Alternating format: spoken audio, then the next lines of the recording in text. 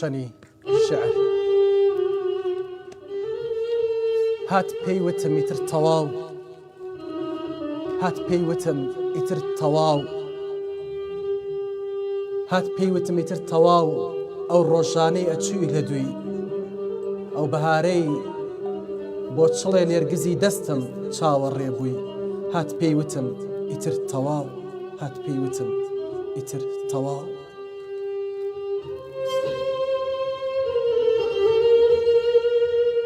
صد شكر هي قرتوم نباي للشبو الروج عمرو صال وي وي هي قرتوم نباي لمن ضالين بيري دقي لجي بزمو كيف خوشي أبو منالي بسويني صد شكر هي تشاو كشال أي رومة شال ورو وقدوا باراني صال من بشعر وتوبجوانين باشار بركي لكرنفال باشار بركي لكرنفال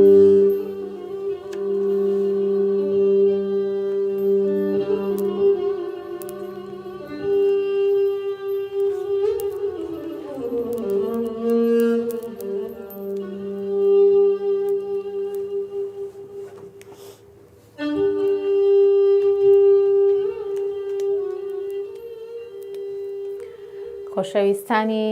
گەڕیان میدیا ڕادیۆی میلی گەڕیان سۆشیال میدیا هەموو ئەوانەی کە بینەر و بیسەری ئێمەن لە بەرنامەی گوڵشانی شەعر جارێکتر هاتینەوە میوانی ماڵەکانتان خۆشحاڵین کە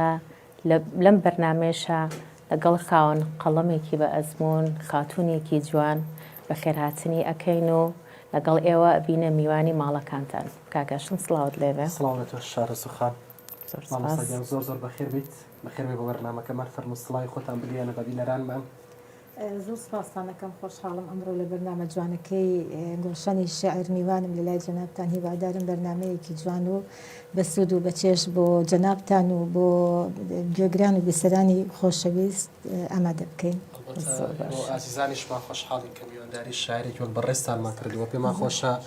لە سەرەتایە بچینە ناو دنیای شعری گوزار جەلالەوە بە شعرێک لەگەڵمان نابێت بە هاوکاری کاکە ڕێبازی مۆنتێر کە هەمیش شاعرەکە کێشەیەمان دوونە ناسانە. هەمیشە دەستپێشکی شعرەکانی من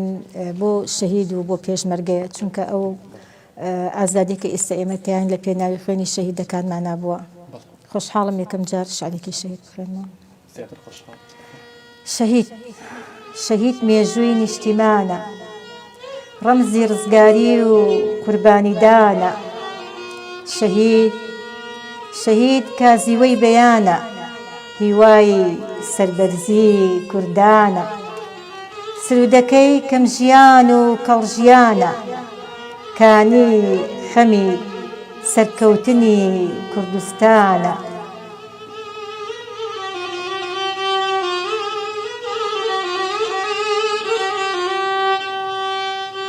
ئەی داستانی نیشتیمانی بیمارستان ئێوەن دەنگی هەژاران و چەوساوەکان کاتێ شەهید گیانێ بەخشێ ئەستێرەکەی ئەو ناکشێ ئەو بڵەندە ئەو گەشاوەتر ئەنوێنێ ئەو نەمرە هەر ئەمێنێ شەهید بارانە خاکی شیرین پاراو ئەکا لە بەهارە ڕەگی گوڵی ئاڵ دەرئەکا گوڵێ لە خوێن هەڵکێشرا و لە وڵاتی بەفر خوێنە هەموو ساڵێ لە جێی هەر دڵۆپە خوێنێ هەر گوڵاڵە سوورەیە و گەشاوەیە و سەر دەردێنێ. سڵاو بە ڕوحی پاکی شەهید. دەستی بەڕێستا خۆشە بۆ بەرەوە جوانەی پێشکەشت کردی. خڵزاکان بۆچی وەک خۆ دووچە سەرەتای هەموو چاوپێکەوتنێکت شعرێکی پێشمەرگە لەبەر ئەوەی کە ئێمە میلەتی کوردین لە هەر چاپارچەی کوردستانە هەمیشە بەشخورا و داگیرکراو بووین بەدەست ڕژێمە داگیرکارەکانی ئەوانەی کە کوردیان داگیرکردو و دژمنانی کوردەوانێ. منیش یەکێکم لەو کۆمەڵگایە ڕاستە من خۆم تەداخلی سیاسیش نیم و بەڵام کە دەوروبەرەکەت کۆمەڵێوانی ئێمە لە هەشتاکانە ئێمە جیلی هەشتاکانی یعنی لەو کاتە ئێمە وڵاتمان داگیرکرا بوو کۆمەڵێ خەڵکی جوان شەهید بوو لە پێناوی ئازادی کوردستانە لە پێناوی ڕاپەڕینە لە پێناوی داهاتووی کوردستانە کۆمەڵێ گەنجی جوانمان کەوتنە زیندانەکانەوانێ لەبەر ئەوە پێویستە ئێمە ناوی شەهید و پێشمەرگە لە یاد نەکەین ئەوان خەباتێکی زۆریان کردو لە پێناوی کوردستانە. کەواتە پەیامە تەنها ئەوەیە کە لە یاد نەکرێن نەخێر نابێ لە یاد بکردن لەبێ شکۆی ئەوان بەرز ڕاگرین هەمیشە لای من بەرزن. مامۆستای بەڕێز بەڕێزت لە ئێستادا شعری نیشتمانەی کەمتر شاعران شعری نیشتمانەیە نووسن ئەم هۆکارە بۆ چێگەڕێتەوە مامۆستا بەراورد بە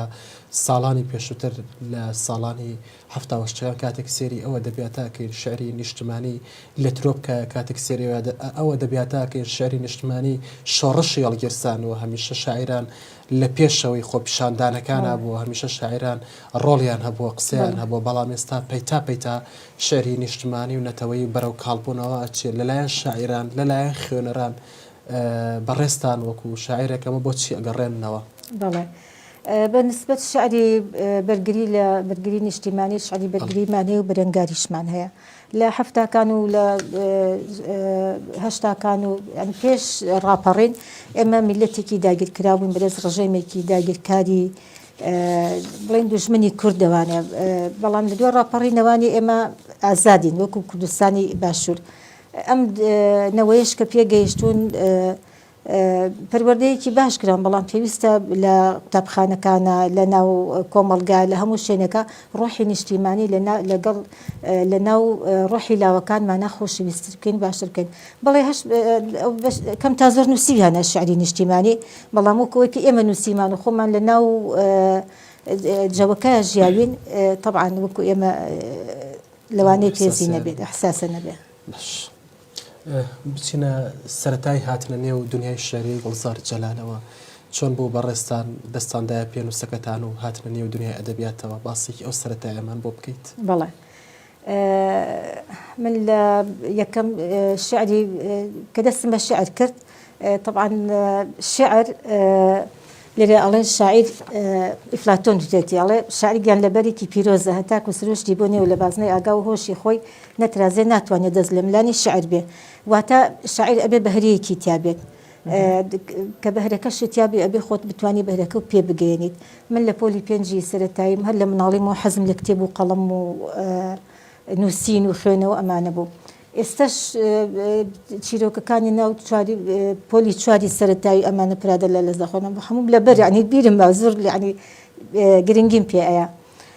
خۆشحاڵم بۆی کە کەمە لە خێزانێکی ڕۆشن بیر بووم باوکم پیاوێکی خوێنەری ئەدەب دۆست بوو لە یەکەم شعرم لە زۆر هانیدان کە بنووسم یەکەم جار من کە دەستم بە نووسین کرد لە بە شعری مناڵان دەستم پێ کرد چکە لە سەرەتایی بوو یەکەم شعرم بەنای بوو کە شوشەکەم بوو دوای ئەوەش کە توانم کۆمەڵی شعری جوان بۆ مناڵان بنووسم شعر بەهرەیە کە ئینسان یەخەو پێ ئەگرێت کە ژانەکە گرتی لە دایک ئەبێ ئەبێت چاوەڕوانی بکەی لە دایک بەڵێ ئەمە تۆ خواوەندی شعر یەکەم شعرم بەناوی ئەسپی خەیاڵ بوو بەڵام بەداخەوە زۆر ڕۆمانسیش بوو کۆمەڵایەتیش بوو شۆڕژگێڕیش بوو ئێمە لەو ژیانەیە ژیاوین بەڵێ لەو سروشتەیە ژیاوین لەلایەک مزاهرەمانە کرد لە زەدی ڕژێمێکی داگیرکار خۆمان ئینسان بووین مرۆڤ بووین ڕۆمانسیەت و دڵاریش و ئەوانەشی تیا بوو وەکو کۆمەڵایەتیشی تیا بوو بەس بەداخەوە شعرم ئەنفال کرا من زیندانی سیاسیم لە ساڵی 1986 هەموو کتێب و شتەکانیان بردین لە ماڵەوە شم ڕۆشت گوزارخان شعر حەزە خۆت باست کە کەمێ پێشێسە یا خۆت بەهرە و خولیایە يعني ئەتوانی هەردووکیان بیت یان ئەتوانی تەنها حەزت لە شعر بێ و شعر بنووسی ببێ بە شاعر من لەگەڵ ئەو بڕایانیم چونکە شعر حەز نییە بەڵێ شعر دۆست بتوانی شعر بخوێنی توانێ بەڵام وەکو حەز نەخێت چونکەم نەگەر وەکو حەز بە زۆر حەزم ئەکرد ببوو ما بە شێوەکان دوو جار چوومەتە دەورەوە ینی لە هەشتاکانە نەمتوانی هەرچەندم کرد نەمتوانی بم بە شێوەکان بەڵام وەکو بەهرەکە بەهری شعرەکەم تیا بوو ئەوە شعرە خەی تۆی گرتووە ئەوە شعر بەڵێ شعری خەت دەگرێت باش مامۆستا شعری بووکە شوشەت لە یادە بزانم پێمە بە خۆشحاڵێکە کە ڕێباسی بەڕێز ببورە نەگەر لە یادم نەبێت چونکە تۆزێ شەڕی مامۆستای بەڕێز گرنگەوەی ئەوە یەکەم شعرت بوو لە ساڵی چەندانی مامۆستا لە ساڵی هەفتا و نۆ ساڵی هەفتا نووسی بەڵێ مناڵین بەڵام خەتر بەتەکیت لای من وایە من هەروازانم مناڵەکەم کە لە مەکتەبیە مەوانێ بە خەیاڵی خۆم باوکم لە ژوورەوە دانیشتووە من بە مناڵی دایکم عەمری خوای کرد یان بەبێ دایکی گەورە بوو کە ئەهاتمەوە باوکم ئەبینی زۆر جار هەڵەمە کرد زۆر جار لە عینەکانە نمرەی کەم مێنا زۆر جار زۆر مەهێنا هەموو جارێ تەرجیعی کردوم لە زۆرەکانە دەستخۆشی لێ کردم لە کەمەکانە پێوتم هەوڵ بۆ جاری داهاتوو جا من ئەو قسانەی ئەو ئامۆژگاریانەی ئەو هەمووی لە گوێمایە زۆر جار کە بێتاقەتە بووم زۆر کەسێکی زۆر عاتفیم زۆر یعنی بەڕاستی زۆر دڵی شم پاکە ئەنی هینێکم وەبزان لەناو کۆمەڵگای ئێمە ئەوانە تۆزێ وەنیە زۆر غەدر لێکراوە لەگەڵ ئەوشتا هەموو جارە پێوتم ئەوی تۆ ئەبێ ورە و قایم بێ ورە و بەهێز بێت خەفەت نەخۆ ینی دائیمە ژیانی خۆش بوێ ئەوە شانازیە بۆ من ئەم بووکەشوشەکەم دوای بڵێن هەتانەوە یەک من نەمتوانی شعرەکانم بڵاو بکەم وانێ ڕاستە لە ناو سلێمانیە بۆم خەڵکی شاری سلێمانی بەهۆی ڕژێمەداری کارەکانەوانێ ئایلێکی تێکۆ شەربووین و نامان هەبوو لە دایری ئەم ئەمانە بەڵام لەنەوە یەکائیتر لە دوای ئەوە شعرەکانم بڵاو کردەوانی بە تایبەتی بابەتی مناڵان ئەم شعرە مامۆستا فەریدون عەبدولبەرزنجی مامۆستا شێرکۆ بێکەس مامۆستا جەمال غەمبەر یادیان بەخێر و ڕێز بۆ هەمویان ئەمەی زۆر بەدڵ بوو مامۆستا فەریدون کە بەدڵی بوو زیاتر من تەشجیع بووم و ئیتر مامۆستا شێرکۆ لەگەڵ دکتۆر فەریدون و ئەمان زۆربەی هاوڕێکانم لەوانەی ئێستا داوای لێبوردنەکەم ناویانم بیر نەمابێ ئەوان طبعاً دوونەوە یەک تەمەنێکە وانە زۆر هانیان نام کە زیاتر بۆ مناڵان بنووسم وتیان نووسەری مناڵانمان زۆر زۆر کەمە بە تایبەتی خانمیشکە بنووسێ بۆ مناڵان ئەوە ئێتر دوای ئەوم دەستم کرد بە خۆ ئامادەکردن و کتێبی گرانمەکڕ و چیرۆکەکانی گریلۆفم خوێنەوەتەوانێ و ئەوانی دەرەوەی وڵات وردە وردە بڕاو کە کتێبم کڕێەوە بە 9 دیناری سویسی کە لەو کاتای خەڵکیش بێ مەعاش بووە من معاشەکەم 100 دینار بوو جارێکیان 9 دینارم لەبەر ئەو سەر بە زۆر خۆشحاڵم بۆی کە توانیمە کەم تا زۆر ئێستاش من بەخۆم ناڵم شاعر بەڵێ خزمەتی ئەدەبیات و بواری مناڵان بکەم چونکە خۆشم دۆستی مناڵم و مناڵیشم زۆر خۆشەیە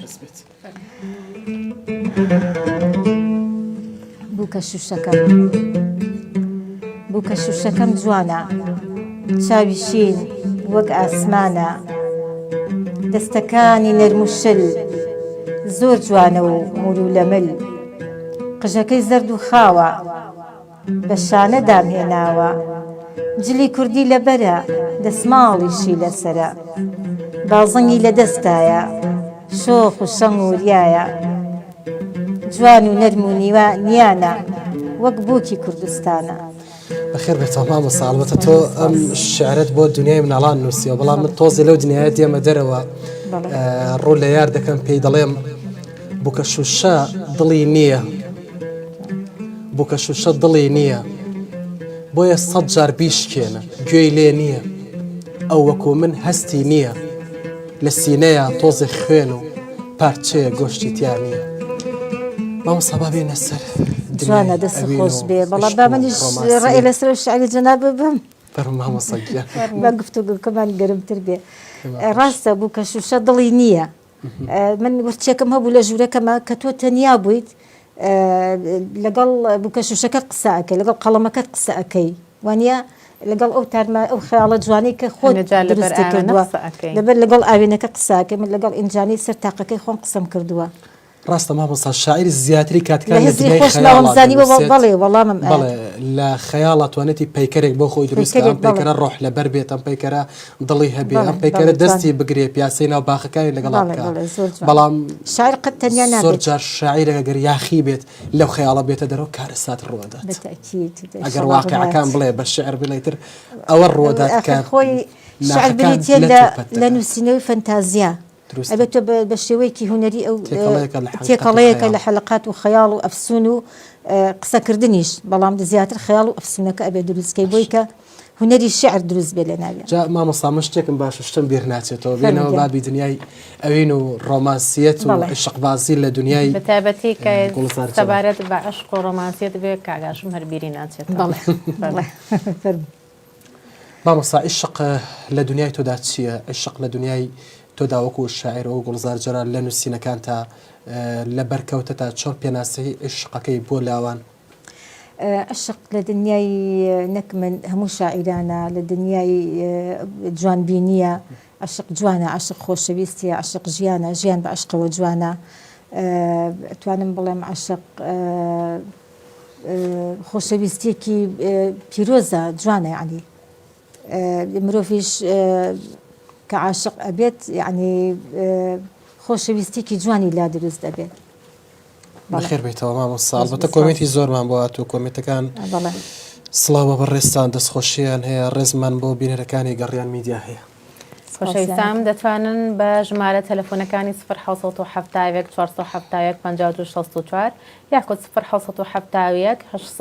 891 ئەم ژمارەمان وەتساپی هەیە یاخود بە ژمارە 1950 727 ڤایبەری هەیە دەتوانن ئازیزانی دەرەوە ناوی وڵات پەیوەندیمان پێوە بکەن. گوڵزارخان کەمێ بگەڕێنەوە تەمەنێکی زۆر پێشتر. کاتێک بە خێزانی زیندانی ئەکرێن ئێمە ناچینە لایانی سیاسیەکەیەوە بەڵام تەمەنێت چەند بوو ینی تۆ لە تەمەنێک کابووی کە ڕووداوەکانی ناو زیندان بتوانی بکەی بە چیرۆکێک یاخۆت کەسی هاوکار بکە بیکەی بە دەقێکی شانۆیی یان بە شعرێک. بەڵێ ئێمە کە گیران من تەمەنم 24 ساڵ بوو ساڵی 1966 شەوێکی هاوین بوو سعات 3 شەو بوو بەڕاستی عنی کەیسە بیرمەکەوێتەوانێ لێرە نەوماتێت ئەگریان بوو ئەو حاڵ و وەزعی عنی ئەو شەوەی خۆمان بەداخەوە 16 ساریمێک زەمینی گەورە هاتنە ماڵەکەمان زۆر گەورە بوو عنی تقریبا 8 متر بوو حوشەکەمان گەورە بوو هاتنە سەرمان ئێمە کە گیران ڕاکێکی زیندانیان کردین گرت و پوختی با بڵێ ئەو شەو خەڵکێکی زۆر لە ناو سلێمانیە گیرێمێکی بوو لەو خێزانانە لەبەرێکی براکانم پێشمەرگە بوون تێکۆشەر بوون ئیتر لەسەر کوردایەتی بڵێ کە چوومە ئەوێ کۆمەڵی خەڵکم بینی بەڕاستیەکەی ینی مەئاساد بوو بە تایبەتی ژنەکان ینی خەڵکی بەتەمەنی تێمنێکی بووم لەوانەی کە لێ یارمەتی هەرم بە خۆشحاڵم بۆی کە ئەوان بڕوان بە منە کرد و هانای یارمەتیان بۆ منەهێنا ئێمان خستە قاعەیەکەوە یەکەم جارێمە چین بۆ تەواال باس یەکەم شەوکەم چکە ناتوانم ماوە کە زۆر بوو هینیشم ینی خۆم حەز ناکەم ئەو ڕابردووە ناخۆشانم بکرد دوای ئیهانە و شەق و لێیان و فەرتەنە و جنێ و ئەم شتانە ئەوانەوە ئەتیادی بوو لای ئەوان ئیتر کە چوومە ئەوێ خەڵکی زۆر بەتەمەنی تیا بوو ئەو کوڕە جوانانە لەو ساڵۆنە لەسەر ئەو عەرزە ساردا بڵبیان بەو گەرمایە بە شیشێکەوە دەستێکیان یەکێ لەوانە باوکی خۆم بوو کە قەت بیرم ناچێتەوانێ لەوێ تووشی نەخۆشی دڵ بۆ خوشکەکەم تووشی گورچی لە بوو گورچیلەیەکی بەستا لەوێ ینی بە پەلە بردیان بۆ خەستەخانە و فرێ نەکەوتنایە خوا ڕەحمی پێکرد جاوە من کۆمەڵی شتی تری شێر بۆ لێرە ناوتێ لە بەردەمی ژووری تحقیق و چیمان بەسەر هاتوو ئەمانە ئەو خەڵکانەی کە خۆیان کەسێکی زۆر لە ناو شار و بەڵێ ئێمە لە ناو پێشمەرگەن بەڵام ئێمەش بەقەدەر ئەوان تێکۆشانمان کردووە بەسەرمان هاتووە ئەوانەی کە خۆیان گیرابن ئێستا گویان لە دەنگی من بێت سڵاو لە ڕۆحی پاکی ئەو شەهیدانی کە لە ژێر ئەشکەنجەیە گیانیان سپارد بەداخەوە گیانیان سپارد سڵاو لە ڕۆحی پاکی ئەو شەهیدانی کە لە سێدارە دران کۆمەڵی ئازیزی خۆمانی تیا بوو کە سوکاری خۆ هەمووی کە سوکاری ئێمە بوو ینی فەرقی نێمە کە لە ناو قاعەیەکە گیرا بووین لەو کاتە حیزبایەتی نەبوو هەمومان لەسەر یەک لەسەر کوردایەتی هیرمانە کرد بەڵێ بگەێنمەوە من بۆی وتم لایانی سیاسەکی لابێنەوە حاڵەتە تەنها شتێک بگەڕمەوە لەوەیانە بەڵێ لە بواری ئەدەبە ئاخرنج باسی ئەوەکەم بڵێ کاتە ئەم ئازارانە کاریگەری بەسەر دنیای ئەدەبیاتی تۆ هەبوو بەڵێ زۆریش وەبزانام لەناو دیوانەکەمە وەکو گێڕانەوە ئەو کۆمەڵشتی سادە و ساکارم گێڕاوەتەوانێ بۆی کە خوێنەر هەموو خوێنەرێ لێ تێبگات چیرۆکێکم نووسیوە ئەو شەوەی کە ئێمە تەنها ئەو شەوە کە بردیان بۆ زیندە شەوی داهاتوو یعنی خۆگەت بکرێ بە چیرۆک و بە ڕۆمان تۆ ماوەیەکی زۆر لێ بمێنیتەوانێ ئەیەوێت چەندین قەسی دەمنووسیوە لەناو دیوانەکەمە هەیە شعرم لەسەر نووسیوە یەکێ لەوانە لە ئەخیرا لە ئەم نەسوورەکە لە دیوارێکە نووسرا بوو ئەو بیرم ناچێتەوانێ ڕسمی کوڕی دیوارەکان هینی پێوە بوو ئەڵە قسە ئەهێنێ بمبورە بە کاغەزێک ڕووپۆش کرا بوو کە سەیری دەکرد بازنە بوو بەڵام بازنەی ئەبوو بەدە تەعزیبی چاو بوو من خۆم نەمەتوان هەر ئاوامە کرد جامە چاوم دوو جاری زەرم لێیاوە لەوە بە منوام لێ کە ئەوە سیرمەکە منیش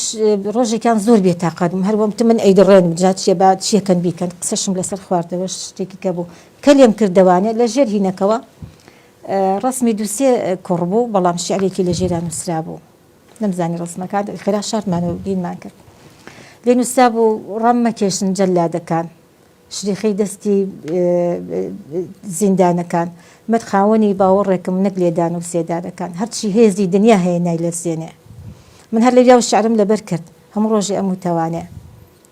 ئیتر بەڕاستی مەئاساتێکی زۆر ناخۆش بوو نەکرد من هەموو ئەوانە وەجبە ئەبوو ئەیان بر ئەنفالیانەکردن بەڵام ئێمە چونکە لەسەر خۆمان نەگیرابوون و کەس و کارمان و براکانم بوو ئیتر خۆ ئەم بەرهەمەی ئێستا بۆ ئامادە کردوین ئەمە شعرێکی ڕۆمانسیە بەبێ نووسەر دنیا ڕۆمانسیە خۆشحاڵم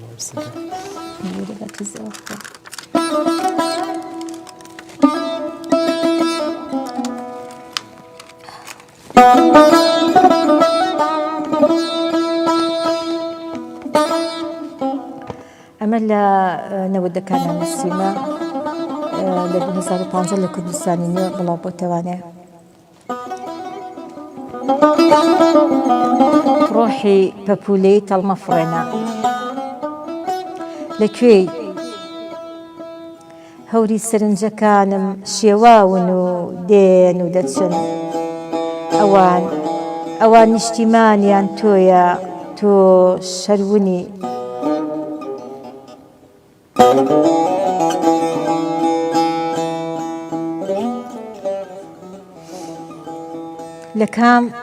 لە کام پەڵە هەوری ئەندێشەکان تا خۆت حەشار داوە دڵی منیش بێهودە بۆت ئەگەڕێ بەهێمنی باوەش بە تەنیاییدا دەکات و بۆت ئەڕوانێ ئەم شەو نیگاکانە پەنجەرەی ژوورەکەمی تەنیوە ئاوێزانی هەناسەکانی عەشقی لاڵ و تابلۆی تەلیسمەکانتی مەست کردووە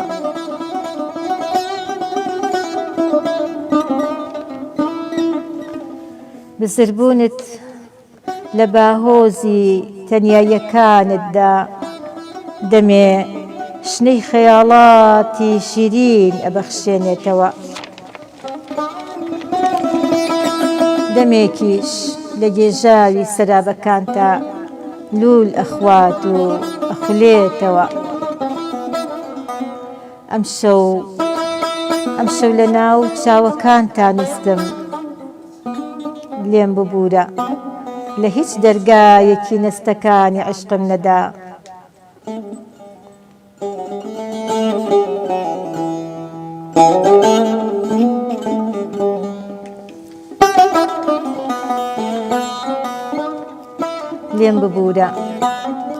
لێم ببوورە ئەم شەو وردەماسیەکانی ڕۆحە بووم و لە دەریای چاوەکانتە ئاوێزان بووم ئەم شەو وەرزی هەنگوینی جوانەکان باڵی پەپولەی ماچەکان وێڵ بوون بە نێو هەڵاڵەکانی نەست و نیگا بێنازەکانتدا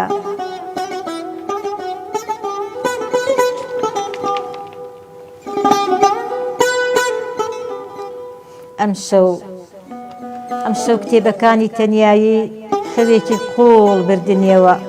بۆ کەناری ئارامی شەو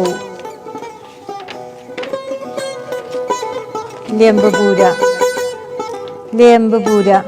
ئەم شەو لە دارستانی برژانگە جوود بووەکان تاون بووم حەزێکی شێتانە بوو تکای وێڵ مەبە بە شوێن بزربوونمە مەیلم بوو لە نێو پێڵی چاوەکانتە ئەفسانەی تەنیایی ڕۆحی پەپولەیت خوێنەوە ئەم شەو تارمایی یەکەم نیگات مەستی کردم دیسان بردمیەوە وێزگەی خەیاڵاتی چاوەڕوانێت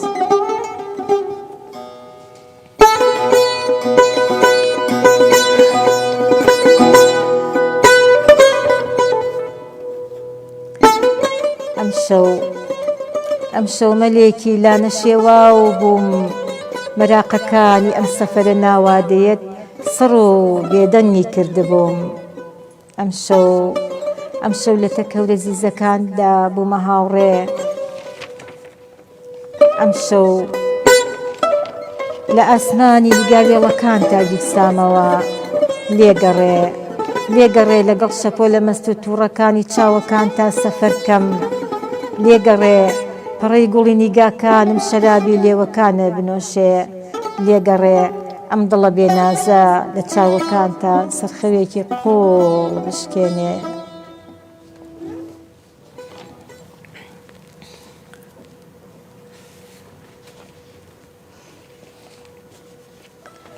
ئەمەش قەسیدەیەکی ترە بیری دەکەم گەر بێیتەوە ئەبنەوە پەڵە هەورەکەی جاران. نمنم ئەبارێ مەپەڕەی گوڵەکانی ڕوخسارە شێت و پاییزیەکانتەوە.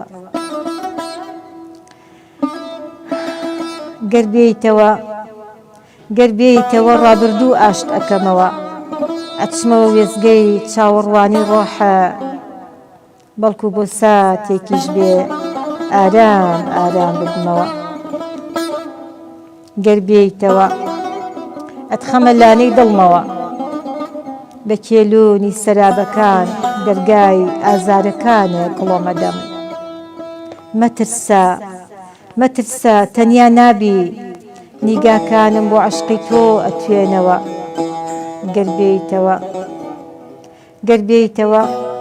دەنکە مرواری ئەشکەکانە ئەهۆنمەوە. ئەیکەمە گەرنی عەشق و ئاهەنگی ژوانی چۆڵ هۆڵی پێ ئەڕازێنمەوە.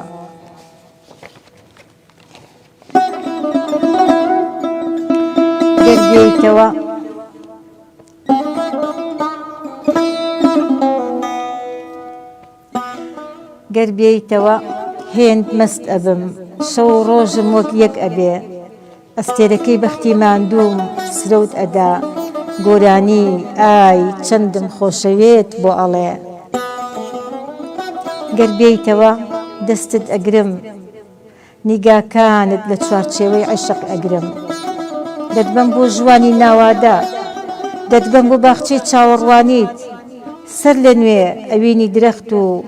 گەڵاوەریوەکانی ژوان سەوزە بنەوە. بیری دەکەم.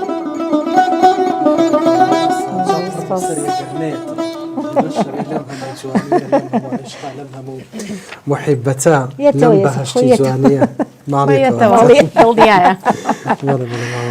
دەست خۆش زۆر زۆر بەخێر بیتەوە. زۆر جوان هەڵبژاردن بکەی لە نێوان شعری مناڵان و ئەم قەسیدە جوانانە تا کامە هەڵەبژێری هەردووکیان چونکە تۆ لە ناو هەردووکیانە توامەتەوە بەڕاستی توانیتەوە دوو کەسی جیاوازیشی. بەڵێ مە چیرۆکی ژەنووسم. 4 چیرۆکم هەیە. ڕۆمانێکم دەمێکە بەدەستەوەی بەڵام من ناتوانم بڵێم چونکە ڕۆمان نووس نیم. چیرۆکێکی دوور و درێژە. ڕۆمانیشم نەنووسیوە شارەزاییشم لێنەوە حەقیقەتە. بەس وەکو بواری مناڵان من چەند ساڵە لە ناو بوارەکە قاڵبوومەتەوانێ و تواومەتەوانێ و بەردەوامیش بە شوێن بابەتی تازەی نوێی مناڵان لە هەموو جیهانە ئەگەڕێم. ئەوان بەڵام هەردووکی خۆشەویستی منە هەردووکی لە ناو دڵمایە. شعری گەورە و ئەمانە پەیوەندی بە ڕۆمانسیەت و باری کۆمەڵایەتی و دەروون و خۆشەویستی خاک و خەڵک و مناڵ و سروشتی خۆمەوە هەیە. مناڵانیش ئەوە دنیایەکی عەشقێکی زۆر جوانەکە هەڵم بژاردووە. هیوادارم توانی بێتم کەم تا زۆر خزمەتی مناڵان بکەم و تا هەناسەشم تا بێ بەردەوامم. خۆشحاڵیشم بەوەی کە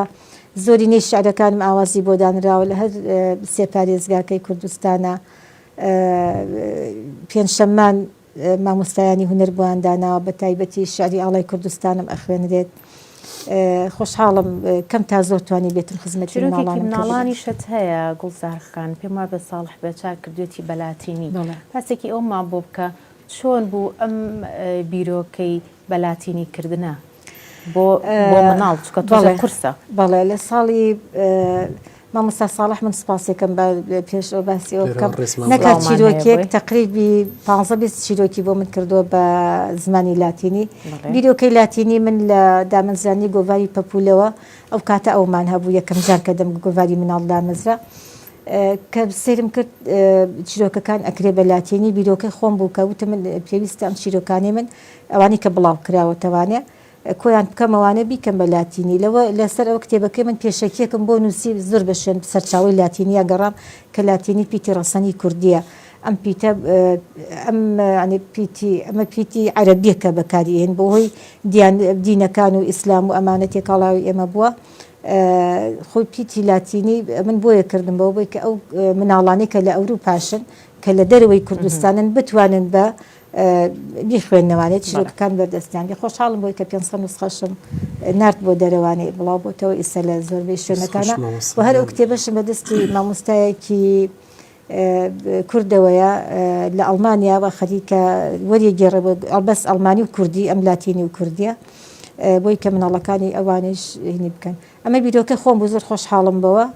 چیرۆکەکانم کۆ کردووە کتێبێکی جوانی تیادەچوو سەرکەوتوو بوو ماشەڵڵا 2000 نسخە بوو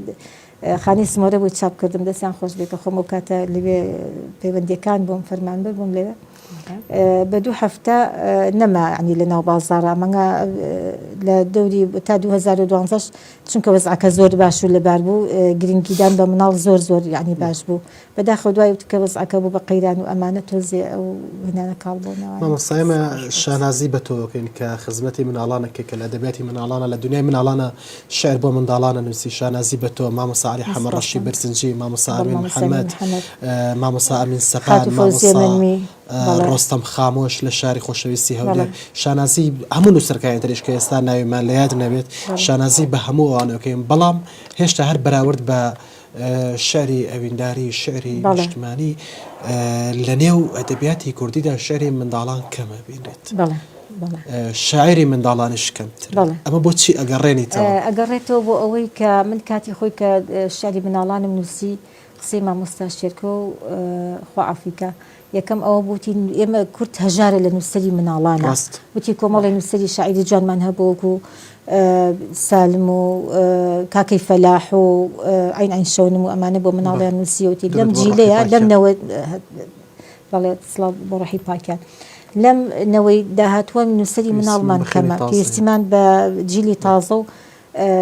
نووسینی تازە شەیە جا بواری مناڵان بوارێکی ئاسان نییە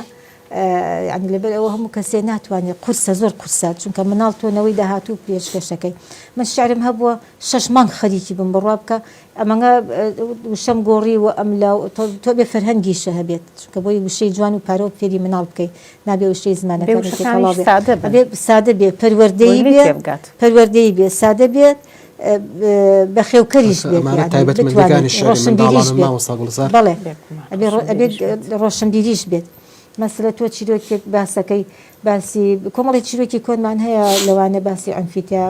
ڕێوی من باسی ڕێویم کردووە ڕێوەکە لێکێ لەو چیرۆکانم کە برا کتێبی بەلاتینی دەستی خۆشێ مامۆستا ساڵح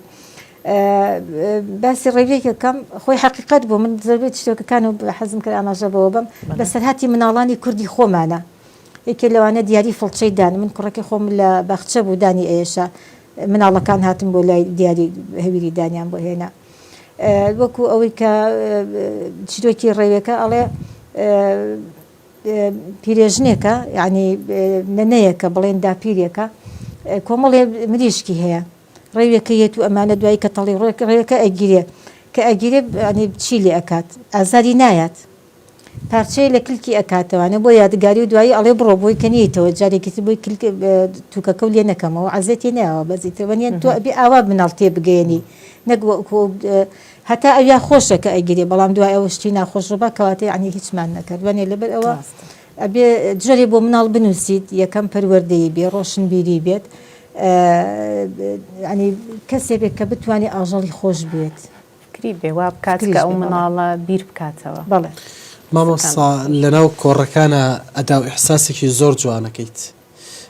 هەم بە دەنگت بەرز و نزمی و شەکان هەم بە دەستت هەم بە چاوت لەناو کۆڕەکانە کە من بۆ خۆم لە چەند کۆڕێکە ئامادەیم هەبووە یعنی توانیتە جەزبی ئەو کەسانە بکەیت کە لەوێ حوزوریان هەیە بە تەواوەتی بیان بیتە ناو دنیای شعرەکەەوە ئایا بەڕای تۆ ئەمە تا چەند گرنگە لە ناو شاعیردا هەبێت نووسینەکە چەند گرنگە کە تو ئەتوانی بنووسی گەیاندنی بە مناڵان یان بەو خەڵکانی کە دانیشتون بە گوێگرەکان ئەوش گرنگە تۆ بێ ئەحساسێکی وا دروستکەی لەلای بە تایبەتی لە بواری مناڵانە لەلای ئەو مناڵانە کە شعرەکەی تویان خۆش بێت کە گوێگرێکی باش بن کە مناڵ حەزی لە سروشتی جوڵە و حرەکە و چەپڵە و ئەمانەیە جاکە من هاتم بە بێدەن خوێنمانەیە عنی هیچ ئەوەنیە تۆ من بۆیە بۆ مناڵ ئەنووسم دڵی مناڵ خۆشکەم مناڵ پەروەردەکەم مناڵ ڕۆشن بیرکەم بۆی کە ئەو مناڵش من مامۆستانیم بەڵام مامۆستا قوتابخانەی مناڵە من ئەم کە توانیم بوو ببم بەڵێ لە خێزانێکی ڕۆشن بیری بەڵام سپاسی مامۆستاکان مەکەم کە توانی ویانە من ئاوا پەروەردە بم بەڕاستی ڕێزم بۆ مامۆستاکانی ئێستا ژیانی باشن ئەوە نەبێ بەڵام لەبەرەوە مناڵە بێت چێژ و خرۆشێکی وای لا دروستکەیت شعری خۆش بوێت ئاژەڵی خۆش بوێ ینی بتوانێت گوێگرێکی باش بێت ئێستا شەم پێمان خۆشە لەم بەرنامەیەدا شعرێک بەو ئیحساسە تایبەتەوە پێشکەش بکەیت مناڵان شعرێکە خۆت هەڵی بژێری ئاگاشم حەزی لە سۆزداریە ئەمە یەکەم جار تۆ بە دڵاوەوە تێ بەڵە بەڵە ئەمە هەستە ڕەنگینیەکانە لە هەشتاکان نووسی بووم بەڵام بەهۆی ئەوەی کە سێ مانگ ماڵەکەمان شۆڵ بوو کتێبەکانمان نیوەی ڕۆژ نەمابوو دوای خۆم بە هەستێکی کە نووسیمەوانێ هەستەکەم هەرتامی ئەو یەکەم جار نایەت بەڵام هەر باشە خۆشە بەڵام ئەسپی خەیاڵەکە قەت ناتوانم وەسانی ئێستا مامۆستا ئەگەر معجیزە ئاسایەک ئەو شعرانە هاوڕێیەکت بهێنێتەوە بەردەستت کەسێک لەبەریەوە پێشتر خوێندە بێتت لە کۆڕێکا تۆماک نابێت چی بۆ تۆ ئەگەێنێ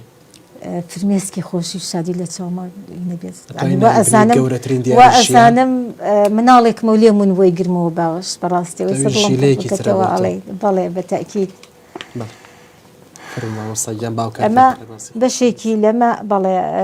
بەشێکی لە ئەخی لە کۆتایەکەیە پۆستەری دەرونیەکانی شارمان هەیە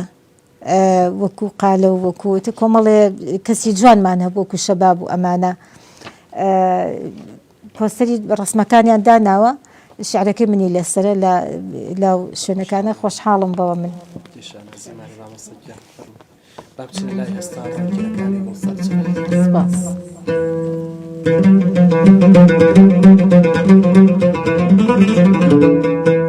هەستە ڕەنگینیەکان بینینت دڵدانەوەی هەستە شکاوەکانی تەمەنم بوو پێکاتنەوەی خۆم بوو بینینت ڕەوینەوەی تەمەکانی نامۆیی بوو بینینت کوژانەوەی ڕەمزی ناومێدیەکانم بوو بینینت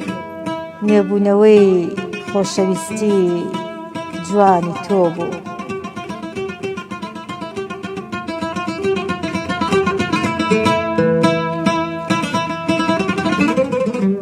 بینینت خوورپەیەک بە دڵما دێنێ وەک بروسکە ئەم هەژێنێ کە ئەتبینم سەرسامیەک دامەگرێ نەخۆم ئەزانم چی ئەەکەم نەچاویشم کەس ئەبینێ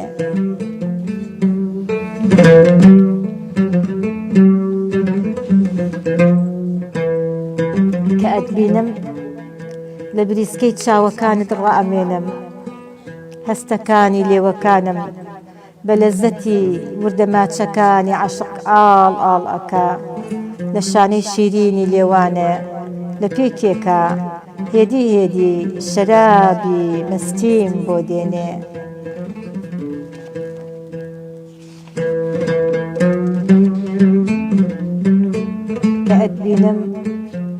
کە ئەتبینم بە شەونمی دیدەکانم ئارام ئارام ئەتخوێنمەوە دیالۆکی نەهامەتی ڕۆژگارەکانی ڕابردوو هەستە ڕەنگینەکان لە نیگاکانە نخشەیە بەڕامانەوە.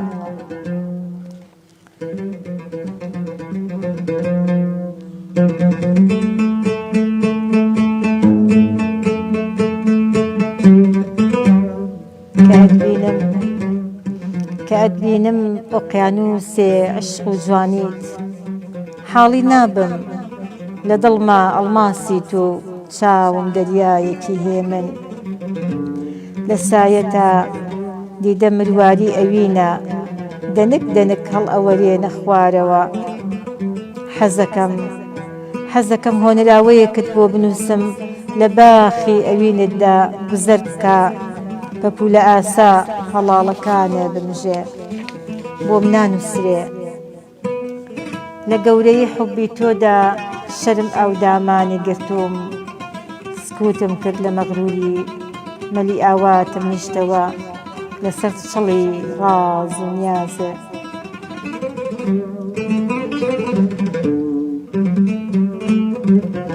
لە وێزگەی کاروانی تەمەن لە چاوەڕوانی تروسکاییەک ڕووناکی ئەندێشەکانی بیر بردمەوە. مەستانە غەرقی حوب بووم، بە حاکمی چاوەکانە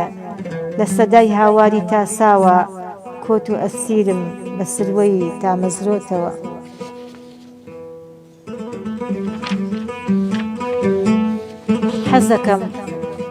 حەزەکەم هاوار بکەم، خۆشم ئەوێی بۆم ناوترێ. حەزەکەم بە نهێنی لە ناو دڵما هەڵە بگرم وەک شاعیرێ. حەزەکەم لە دڵما بەندێ بکەم، خۆ نەبێ کەس نەتبینێ. کە ئەتبینم سامێکی بێهاوتام گرێ، زامی ئەوین فرە سەختە ساڕێش نابێ. کە ئەتبینم ئارەزوی ژوانێکەکەم لە کەناری دەریا ئەفسوناویەکەی خەیاڵم سەر بنێمە سەر سنگی پاکیزەیت و پێیەکی عەشق مەستانە هەڵدەم. کە ئەتبینم عشقێکی دەروێشانە ئەمگرێ، فرە جوانە پلکە زێڕینەی بەرینە، باڵ بەسەر گوڵی کێویلەکانی دڵە تەزیوەکەتدا دەکێشێ.